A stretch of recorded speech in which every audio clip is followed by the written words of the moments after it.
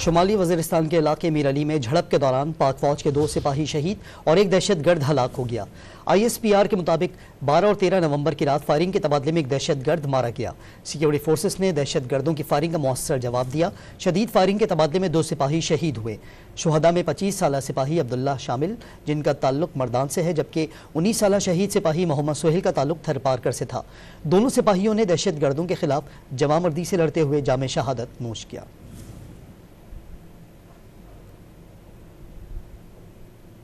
शुमाली वज़ीरिस्तान के इलाके मीर अली में झड़प के दौरान पाक फौज के 2 सिपाही शहीद और एक दहशतगर्द हलाक हो गया। ISPR के मुताबिक 12 और 13 नवंबर की रात फायरिंग के तबादले में एक दहशतगर्द मारा गया। सिक्योरिटी फोर्सेस ने दहशतगर्दों की फायरिंग का मौसर जवाब दिया। शदीद फायरिंग के तबादले में 2 सिपाही शहीद हुए। शुहदा में 25 साला सिपाही अब्दुल्ला शामिल, जिनका ताल्लुक मर्दान से है, जबकि 19 साला शहीद सिपाही मोहम्मद सोहेल का ताल्लुक थरपारकर से था।